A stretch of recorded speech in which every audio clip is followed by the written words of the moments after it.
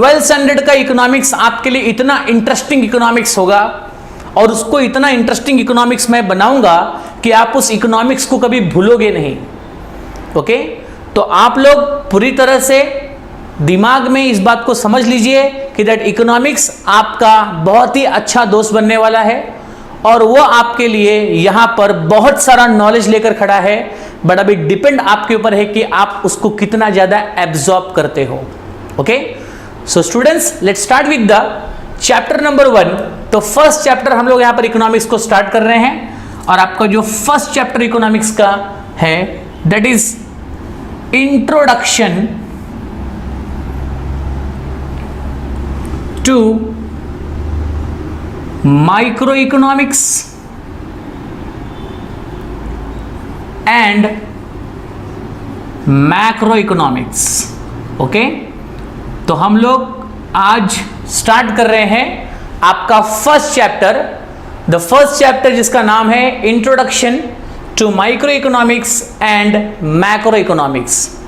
I hope that कि आप लोगों ने अपना जो भी गवर्नमेंट का टेक्स्ट बुक है उस गवर्नमेंट के टेक्स्ट बुक को आपने आपके सामने रखा होगा, क्योंकि टेक्स्ट बुक अगर आप सामने रखते हो तो जो भी इंपॉर्टेंट लाइन मैं आपको अंडरलाइन करने के लिए बोलूंगा या जो भी इंपॉर्टेंट बातें मैं आपको यहां पर बोलूंगा कि ये इंपॉर्टेंट है और ये आपको एग्जाम में लिखना होगा और आप इसमें से ये पार्ट नहीं पढ़ोगे तो भी चलेगा, ऐसे जो भी बातें होंगी वो सारी बातें मैं आपको बताऊंगा जब आपके सामने वीडियो के समय टेक्स्ट बुक होगा। तो करेक्ट है, तो आप अपने टेक्स्ट बुक को ओपन कर लीजिए और आप लोग आ जाइए आपके इकोनॉमिक्स के चैप्टर नंबर 1 में, जिसमें हम लोग शुरू करने वाले हैं introduction to micro and macro economics.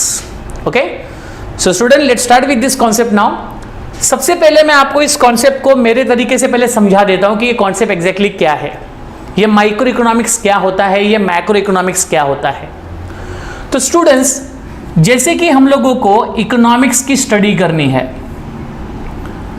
अब जब हम इकोनॉमिक्स की स्टडी करेंगे तो इकोनॉमिक्स की जो स्टडी होगी वो किससे रिलेटेड होगी? Production, distribution and consumption of goods and services. तो हमारे इकोनॉमिक्स की स्टडी में ये जितने भी प्रोडक्शन, डिस्ट्रीब्यूशन, कंजम्पशन की ऑफ गुड्स एंड सर्विसेज की स्टडी है, इसमें कई तरह की प्रॉब्लम्स होंगी, कई तरह की समस्याएं होंगी, क्योंकि जहां पर प्रॉब्लम्स होती है वहीं पर स्टडी करने की आवश्यकता होती है। जहां पर प्रॉब्लम ही नहीं है वहां पर कोई अपना दिमाग क्यों लगाएगा? तो whenever there is a problem, whenever there is a shortage of anything, और जब हम कभी भी किसी कम चीजों को, जब हम कभी भी अपनी लिमिटेड रिसोर्सेस में अनलिमिटेड वांट्स को जब एडजस्ट करते हैं तो उस प्रॉब्लम्स को कैसे सॉल्व किया जाए। तो यहां पर इकोनॉमिक्स में हमको यह समझना है कि दैट हमारे सामने, हमारे कंट्री में आर्थिक समस्याएं बहुत सारी है। There are many economic problems are there in our country and there are some problems, the problem which are related to a individual person. उनमें से कुछ समस्याएं जो है वो किसी इंडिविजुअल पर्सन से रिलेटेड हो सकती हैं, कुछ समस्याएं इंडिविजुअल इंडस्ट्री से रिलेटेड हो सकती है, कुछ समस्याएं किसी इंडिविजुअल इंस्टीट्यूशन से रिलेटेड हो सकती है, और भी बहुत सारी समस्याएं होती है जो हमारे पूरे नेशन से रिलेटेड होती है।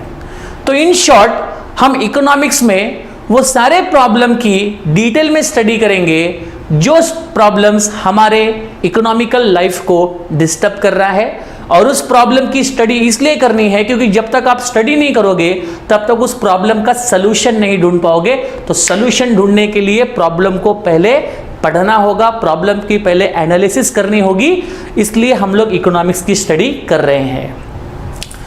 अब इकोनॉमिक्स की स्टडी को करने के लिए वी हैव 2 मेथड। अब हमें इकोनॉमिक्स की स्टडी करनी है तो इकोनॉमिक्स की स्टडी को यहां पर 2 पार्ट में किया जाएगा। ओके, तो इकोनॉमिक्स के वो 2 ब्रांचेस, वो 2 पार्ट, वो 2 मेथड ऑफ स्टडी कौन से हैं? तो आपका सबसे पहले मेथड ऑफ स्टडी जो है, जो सबसे पहली इकोनॉमिक्स की शाखा है, इकोनॉमिक्स का पार्ट है, वो है माइक्रो इकोनॉमिक्स।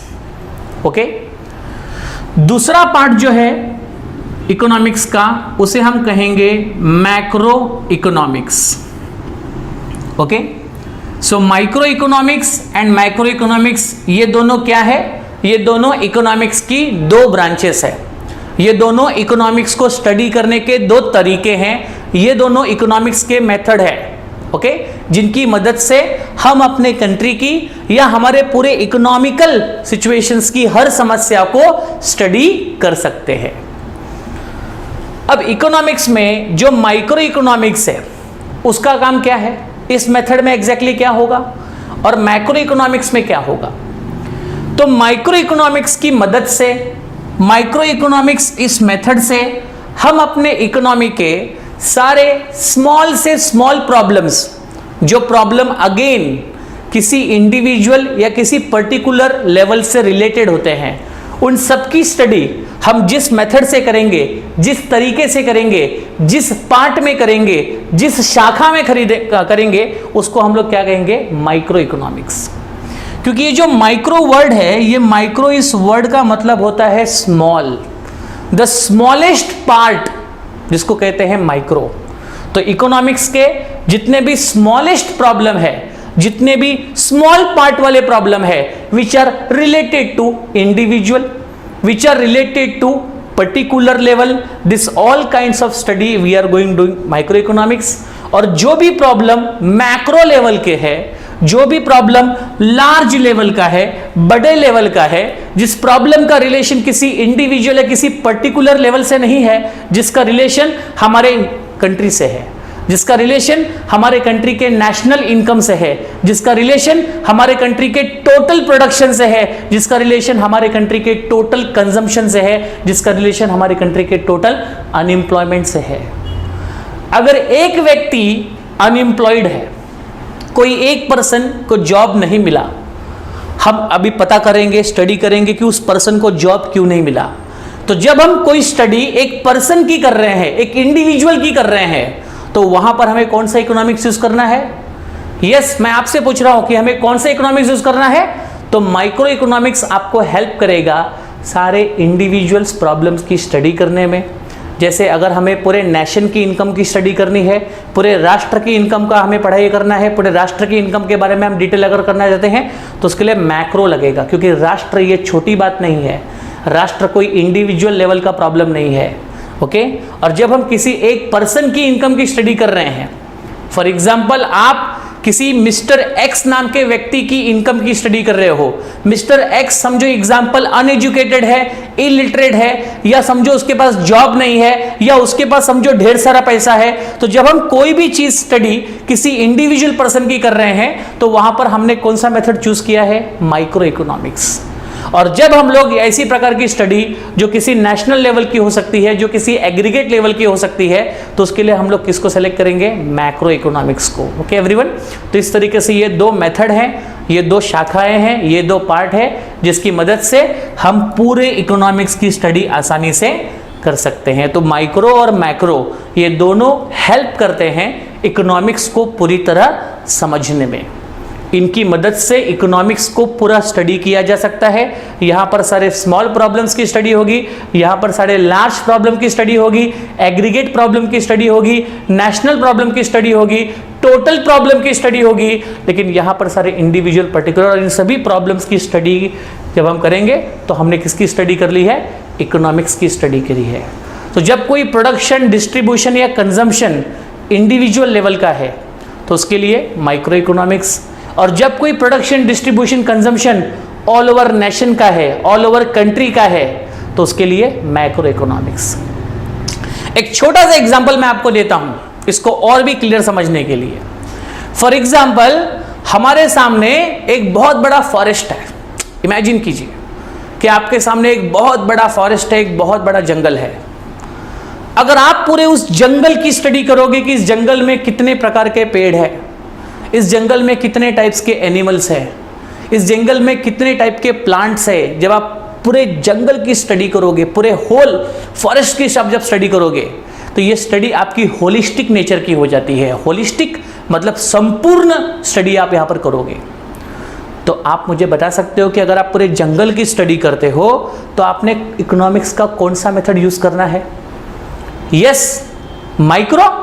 बिल्कुल नहीं, आपको यूज करना है मैक्रो इकोनॉमिक्स, क्योंकि मैक्रो इकोनॉमिक्स की ही मदद से आप पूरे जंगल की स्टडी कर सकते हो। माइक्रो इकोनॉमिक्स की मदद से आप क्या करोगे, पूरे जंगल में से किसी एक ट्री, किसी एक एनिमल या किसी एक पेड़ का, किसी एक प्लांट का आप स्टडी करोगे। तो when you want to study a single plant और you want to study a single tree, you choose micro economics.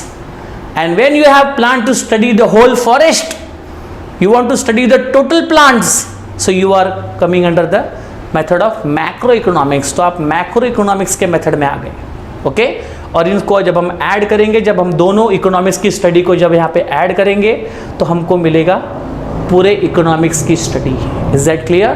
तो माइक्रो और मैक्रो क्या है, इकोनॉमिक्स को स्टडी करने के दो अलग मेथड है, जिनकी मदद से इकोनॉमिक्स की हर छोटे से छोटी और बड़े से बड़ी समस्याओं को आसानी से स्टडी किया जा सकता है। ओके एवरीवन, ठीक है। तो अभी हम लोग आपके चैप्टर से रिलेटेड बात करेंगे। आपके टेक्स्ट बुक में जो बातें लिखी गई हैं उनको हम आपको समझाते हैं, जिससे कि आपका सिलेबस आगे बढ़े। तो यहाँ पर आप देख सकते हैं कि आपको यहाँ पर कौन से पार्ट में क्या पढ़ना है। आप पेंसिल हाथ में रेडी रखिए, जिससे कि आपको पता चले कि मुझे कितना पढ़ना है। पूरा पढ़ने की आवश्यकता नहीं है, उतना ही मैं आपको बताऊंगा जितना आपको समझ में आना जरूरी है और जितना आपको एग्जाम में लिखना है। That is our main target. Okay, ध्यान दीजिए। तो आप इंट्रोडक्शन पार्ट में देख सकते हैं। तो सबसे पहले हम लोग जो आपको पढ़ा रहे हैं वो कौन सा पार्ट है, इंट्रोडक्शन पार्ट है। तो इंट्रोडक्शन पार्ट में अगेन वही सारी बातें जो मैंने आपको अभी समझाई है, दुनिया भर के एग्जांपल्स को देख करके वही सारी बातें आपको भी यहाँ पर इंट्रोडक्शन में बताई जाएगी।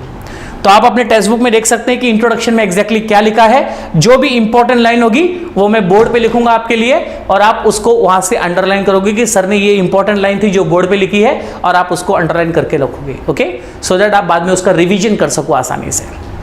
सो लेट्स स्टार्ट नाउ। इंट्रोडक्शन में सबसे पहले यहां पर आपको दिया है कि that micro economics and macro economics are the two main branches of modern economics. Okay, तो आज के समय का, आज के मॉडर्न जमाने का जो इकोनॉमिकल प्रॉब्लम है, जो इकोनॉमिकल सिचुएशंस है, उस इकोनॉमिकल सिचुएशंस को समझने के लिए आपको पूरे इकोनॉमिक्स को दो शाखाओं में डिवाइड करनी है, micro economics and macro economics. ये ऑलरेडी मैंने आपको इसके पहले के कॉन्सेप्ट में समझाया है कि मॉडर्न इकोनॉमिक्स की स्टडी करने के लिए आपको पूरे इकोनॉमिक्स को दो ब्रांचेस में डिवाइड करना होगा। One should be the micro and another should be a macro. Okay, इसके बाद आपको याद रखना है। So let's talk about micro now. So micro के बारे में यहां पर एक इंपॉर्टेंट बात बोली है कि that it is a branch और मेथड ऑफ स्टडी। ये पहली बात आप इंपॉर्टेंट में डाल सकते हो कि that it is a branch और method of study of economics. तो ये इकोनॉमिक्स की एक ब्रांच है और ये इकोनॉमिक्स को स्टडी करने का एक मेथड है। माइक्रो के बारे में सेकंड पॉइंट आपको याद रखना है। आप देख सकते हैं आपके टेक्स्ट बुक में लिखा है कि that micro is derive from the Greek word. ये माइक्रो जो वर्ड है ये ग्रीक भाषा से आया हुआ वर्ड है। तो आपको बोलना है कि दैट इट इज डिराइव्ड। हम किसके बारे में डिस्कशन कर रहे हैं बच्चे लोग, माइक्रो के बारे में।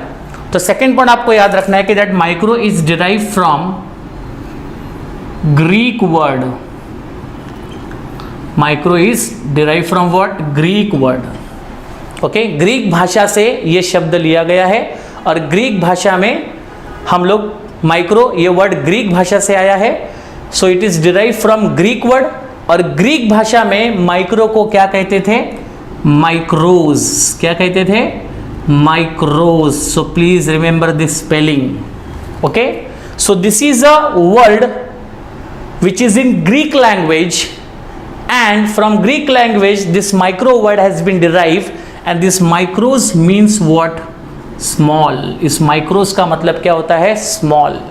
आप देख सकते हो वहां पे लिखा है कि that micro is derived from Greek word micros, जिसका मतलब होता है small।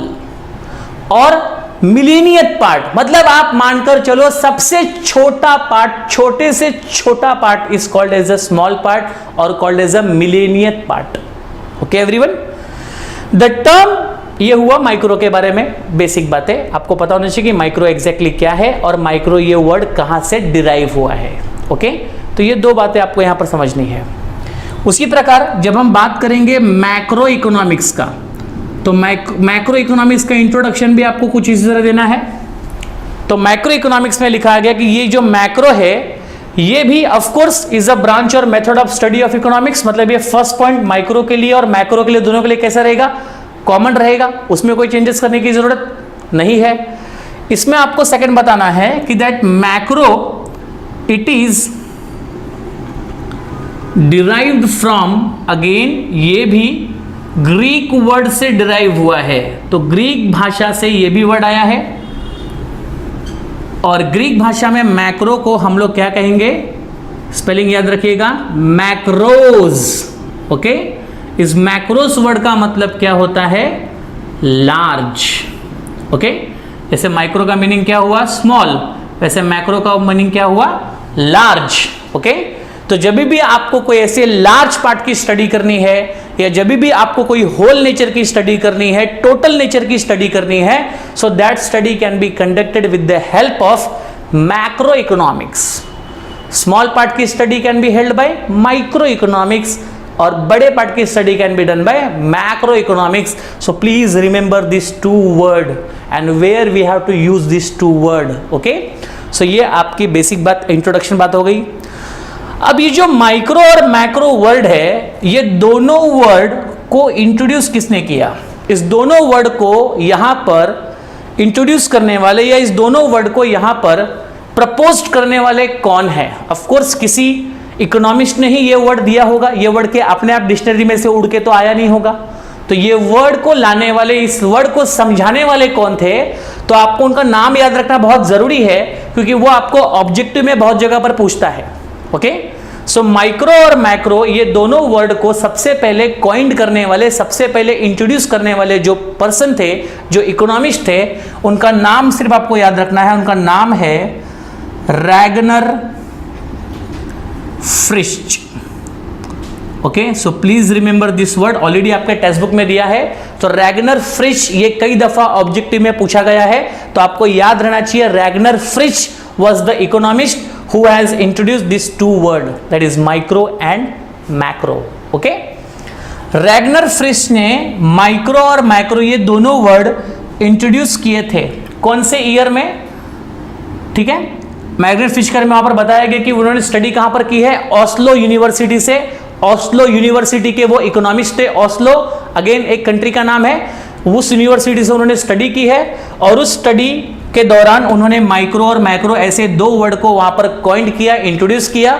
और उन्होंने ये दोनों वर्ड को सबसे पहले इंट्रोड्यूस किया था कौन सी ईयर में, 1933 में। ओके, तो ऑस्लो नामक यूनिवर्सिटी से रैगनर फ्रिश की स्टडी हुई है और उन्हें उसी यूनिवर्सिटी में जो भी रिसर्च किया और रिसर्च करके ये दो वर्ड को यहाँ पर इंट्रोड्यूस किया, कौन सी ईयर में, 1933 में। याद क्या क्या रखना है वो बताता हूँ। माइक्रो और मैक्रो ये दोनों वर्ड कहाँ से डिराइव हुए हैं, जहाँ से भी डिराइव हुए हैं वहाँ पर इनको क्या नाम से पुकारा जाता है, उसका मीनिंग क्या है, ये आपको पता होना चाहिए। इसके बाद ये दोनों वर्ड को इंट्रोड्यूस किसने किया, उसका नाम आपको पता होना चाहिए और कौन से ईयर में ये वर्ड आए वो आपको ईयर पता होना चाहिए। Is that clear? तो ये मैंने आपको बताया इंट्रोडक्शन पार्ट जो आपके टेक्स्ट बुक में लिखा गया है। करेक्ट है? ओके, आपको जरा भी ऐसा नहीं लगेगा कि आप घर पर बैठकर स्टडी कर रहे हो अगर आप इस वीडियो को पूरी तरह से देखोगे तो, और सामने टेक्स्ट बुक होना चाहिए। घर में एक जगह पर ऐसा एनवायरनमेंट बना लो कि जहां पर आप बैठ करके रेगुलर क्लासेस अटेंड कर सको। ओके, और रिवीजन के समय भी आपको अच्छी बात है कि रिवीजन के समय भी अगेन आपको किसी क्लास में जाने की जरूरत नहीं पड़ेगी अगर आपके पास ये पूरा वीडियो अवेलेबल है तो। करेक्ट है? ठीक है, तो ये मैंने आपको बता दिया कि माइक्रो और माइक्रो इकोनॉमिक्स का इंट्रोडक्शन पार्ट क्या है। अब हम आगे बढ़ते हैं और हम डिस्कस करेंगे कि माइक्रो और मैक्रो इकोनॉमिक्स का डेफिनेशन क्या होता है। ओके, तो अब हम अगला पार्ट जो डिस्कस करने वाले हैं वो है definition. So let's try to understand the definition of micro economics. तो आप लोग आ सकते हैं अपने टेक्स्ट बुक के आगे बढ़ सकते हैं। वहां पे देखो, आपको रैगनर फ्रिश को अगर देखना होगा तो वहां पर उनका फोटो वहां पर दिया गया है। ओके, जिनका जन्म हुआ था 1895 में और डेथ कब हो गई, 1973 में। ओके, तो पेज नंबर 1 में अगर आप देखोगे ना तो उसके लेफ्ट हैंड साइड और राइट हैंड साइड में जितना पढ़ने का था वो मैंने आपको बता दिया। अब आपको पेज नंबर 1 पे कोई ऐसा हिस्टोरिकल रिव्यू के पीछे जाने की जरूरत बिल्कुल नहीं है। आपको कोई हिस्टोरिकल रिव्यू माइक्रो का कुछ जरूरत पड़ने का नहीं, क्योंकि ये सब आपको कहीं पर भी पूछेगा नहीं। तो आप सीधे आगे बढ़ सकते हो और यहाँ पर डायरेक्टली आपको नेक्स्ट पेज पे आना है, दैट इज पेज नंबर 2 पे। और पेज नंबर 2 पे आप लोगों को यहाँ पर दिखेगा मीनिंग ऑफ माइक्रो इकोनॉमिक्स, और माइक्रो इकोनॉमिक्स का मीनिंग और डेफिनेशन आपको इस पेज पे दिख रहा होगा। करेक्ट है? ओके, तो चलो इस माइक्रो इकोनॉमिक्स से शुरुआत करते हैं। पहले माइक्रो इकोनॉमिक्स का पूरा स्टडी हम कर लेंगे, इसके बाद we will go to the second part which is called as a macro economics. Okay, तो let's try to understand the meaning of micro economics. अभी आपने इंट्रोडक्शन देखा दोनों का, अब हम मीनिंग पढ़ रहे हैं कि माइक्रो इकोनॉमिक्स का मीनिंग क्या है। ओके, ये माइक्रो इकोनॉमिक्स का जो मीनिंग है ना, वो आप लोगों को 2 मार्क्स के लिए कॉन्सेप्ट में पूछेगा, और माइक्रो इकोनॉमिक्स से रिलेटेड क्वेश्चन आपको एग्जाम में आना ही आना है। तो आप इसको बिल्कुल जरा भी हल्के में मत लीजिएगा, इसको बहुत सीरियस तरीके से आप ध्यान दीजिएगा। सो माइक्रो इकोनॉमिक्स का मीनिंग क्या है उस पर ध्यान दीजिए। आपके टेक्स्ट बुक में आप देख सकते हैं कि माइक्रो इकोनॉमिक्स में जो जो इंपॉर्टेंट होगा मैं आपको बोर्ड पे लिख के दूंगा, और जो बातें वहां पर है वो मैं आपको समझाकर पूरा देता हूं। करेक्ट है? ध्यान दीजिएगा। तो पहला माइक्रो इकोनॉमिक्स का बताया कि that micro economics is a small part of a thing. Okay, किसी भी चीज का सबसे स्मॉलेस्ट पार्ट जो होगा उसको हम लोग क्या बोलेंगे? माइक्रो। तो पहले माइक्रो इस वर्ड का आपको मतलब बताया गया। फिर कह रहा है कि दैट माइक्रो इकोनॉमिक्स, किताब में देखिए सब लोग ध्यान से, कि माइक्रो इकोनॉमिक्स दस deals with a small part of the national economy. हमारे पूरे राष्ट्र की जो अर्थव्यवस्था है, हमारे कंट्री की जो होल नेशनल इकोनॉमी है, उस होल नेशनल इकोनॉमी के जितने भी यहां पर स्मॉल पार्ट है, मतलब हमारे होल कंट्री के जो भी इकोनॉमिकल वेरिएबल है, फॉर एग्जांपल हमारी कंट्री के इंडिविजुअल पर्सन की इनकम, पहले आप समझ लीजिए कि हमारे कंट्री के इकोनॉमी में क्या क्या आता है। तो हमारे कंट्री की इकोनॉमी में क्या आता है? इनकम आती है। हमारे कंट्री की इकोनॉमी में प्रोडक्शन आता है, डिस्ट्रीब्यूशन आता है, करेक्ट है, इंडस्ट्री आती है, हाउस होल्ड आता है, करेक्ट है।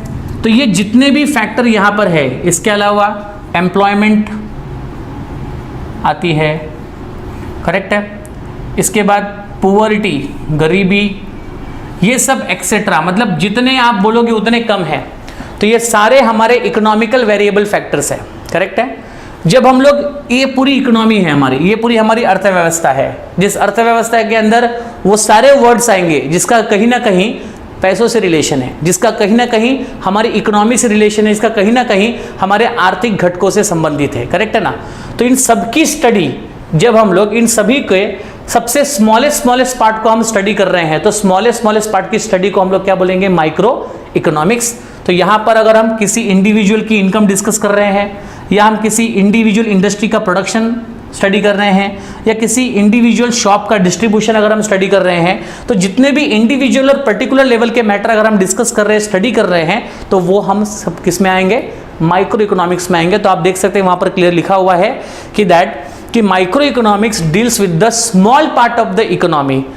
हमारे पूरे राष्ट्र की इकोनॉमी के जितने भी स्मॉल इकोनॉमिकल फैक्टर है, स्मॉल मतलब इंडिविजुअल या पर्टिकुलर लेवल की जो चीजें हैं, उनको स्टडी हम लोग किस में करेंगे? माइक्रो इकोनॉमिक्स में।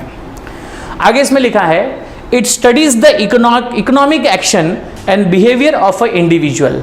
मतलब माइक्रो इकोनॉमिक्स जो है वो स्टडी करेगा economic action and behaviour of individual units. अब ये इंडिविजुअल यूनिट्स क्या होते हैं? तो मैंने आपको पहले भी बताया कि जितने भी इंडिविजुअल यहाँ पर यूनिट्स हैं, उसमें पहला आप देख सकते हो कि वहाँ पर इंडिविजुअल कंज्यूमर है, करेक्ट है। फिर आपके इंडिविजुअल प्रोड्यूसर, इंडिविजुअल फर्म, किसी पर्टिकुलर कमोडिटी का प्राइस, या कोई भी प्रोडक्शन का एक फैक्टर। प्रोडक्शन के फैक्टर के बारे में आपको पता होगा, लैंड, लेबर, कैपिटल, एंटरप्रेन्योर, ये सारे प्रोडक्शन के फैक्टर है।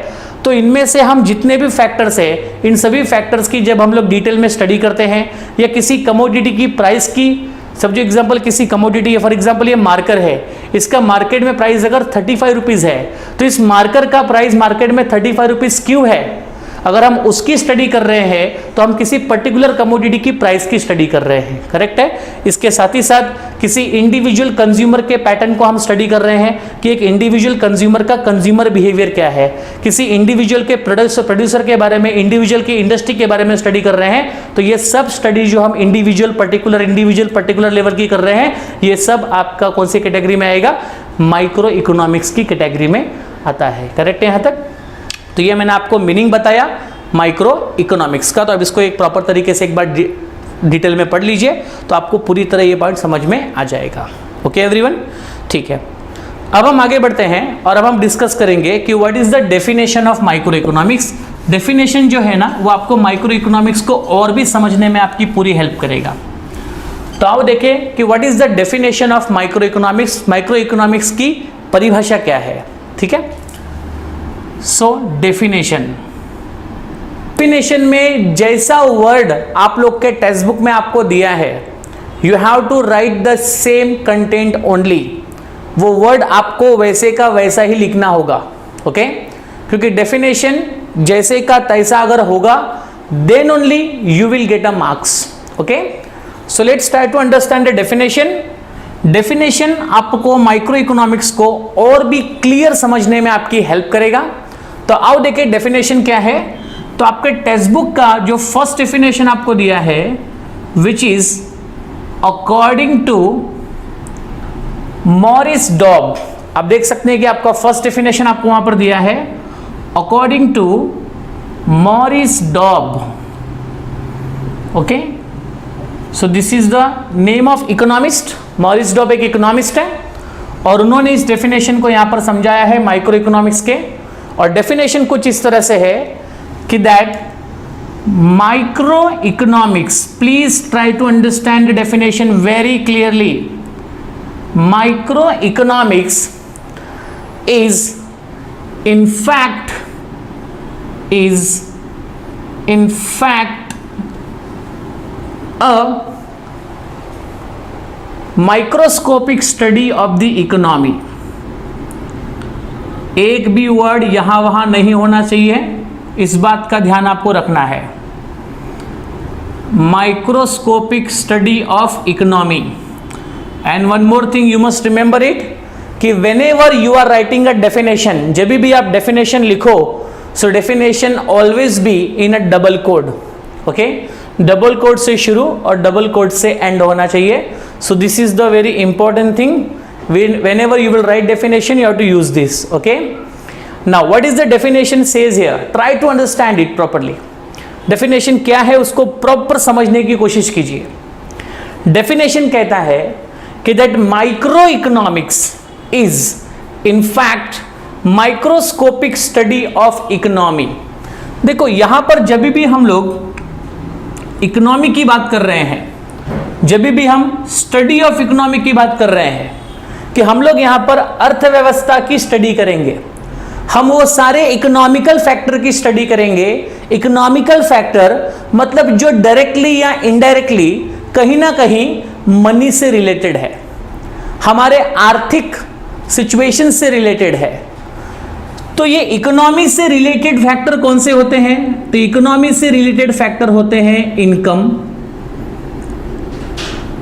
आफ्टर दैट इंडस्ट्री जो प्रोडक्शन में हेल्प करती है, after that firm again a business organisation, after that household. Okay so ये जितने भी यहां पर मैंने सब लिखे हैं, income, industry, firm, household, ये सब आपके इकोनॉमी के पार्ट है, ये सब आपकी अर्थव्यवस्था के हिस्से हैं। इन्हीं सभी लोगों को अर्थव्यवस्था में मतलब इकोनॉमी की स्टडी में इंक्लूड किया जाता है। तो जब आप इन सब की स्टडी कैसे करते हो? माइक्रोस्कोपिक से करते हो ना। What is microscopic? माइक्रोस्कोपिक मतलब होता है कि when you are conducting a study of this economical factor in detail. तो अगर हम माइक्रोस्कोपिक स्टडी कर रहे हैं मतलब हम ये सारे जो इकोनॉमिकल फैक्टर है इनकी हम लोग डिटेल में स्टडी कर रहे हैं। ओके तो ये जितने भी इंडिविजुअल, जितने भी इनकम, इंडस्ट्री, फर्म और हाउस होल्ड है, इन सब की स्टडी यहां पर हमको इंडिविजुअल और पर्टिकुलर लेवल पे करनी है। ये वर्ड मैंने आपको कई बार रिपीट किया है, so you should remember this, individual and particular. Okay, so आप ये जो income, industry, firm, household की जो स्टडी करेंगे, ये सब इंडिविजुअल और पर्टिकुलर लेवल के होने चाहिए। हम ऐसा कह सकते हैं इंडिविजुअल की इनकम, इंडिविजुअल इंडस्ट्री, या फिर पर्टिकुलर इंडस्ट्री, या तो पर्टिकुलर फर्म, या फिर इंडिविजुअल हाउस होल्ड। तो ऐसे इंडिविजुअल और पर्टिकुलर फैक्टर जो होते हैं हमारी इकोनॉमी के, जब हम उस सभी इकोनॉमिकल फैक्टर की जब हम डिटेल में स्टडी करते हैं, तो हम एग्जैक्टली क्या कर रहे हैं बच्चे लोग, माइक्रो इकोनॉमिक्स कर रहे हैं। ओके, तो मॉरिस डॉब ने यहां पर एकदम क्लियर बताया आपको कि जितने भी फैक्टर हमारी इकोनॉमी में होते हैं, उन सभी फैक्टर की जब हम इंडिविजुअल और पर्टिकुलर स्टडी करते हैं, मतलब उनकी स्टडी को जब हम माइक्रोस्कोपिक तरीके से करते हैं, मतलब डिटेल में करते हैं, उसके सारे स्मॉल से स्मॉल पार्ट को हम जब स्टडी करते हैं, तो that kind of study is called as a micro economics. Is that clear? So ये आपको डेफिनेशन याद रखना है कि दैट डेफिनेशन है कि micro economics is in a fact a microscopic study of economy. मतलब इकोनॉमी की अगर आपने डिटेल में स्टडी की है, जब मैं इकोनॉमी की स्टडी कह रहा हूं, मतलब हमें ये सब की स्टडी करनी है, ये सब इकोनॉमिक के फैक्टर है। इसके अलावा और भी ऐसे 1000 फैक्टर हैं जिनका इकोनॉमी के साथ, हमारे देश की अर्थव्यवस्था के साथ डायरेक्ट या इनडायरेक्ट रिलेशन है। जब हम इन सबकी स्टडी को जब डिटेल में करेंगे, तो ऐसे डिटेल में कंडक्ट की गई स्टडी को हम लोग क्या कहेंगे, माइक्रो इकोनॉमिक्स कहेंगे। Is that clear everyone? Okay, तो इस डेफिनेशन को अच्छी तरीके से आप समझ लीजिएगा, इसको सही तरीके से आप इसको याद कर लीजिएगा, क्योंकि जब भी माइक्रो इकोनॉमिक्स के बारे में आपको एग्जाम में क्वेश्चंस आएंगे, तो आपको ये डेफिनेशन यहां पर लिखना होगा। Is that clear everyone?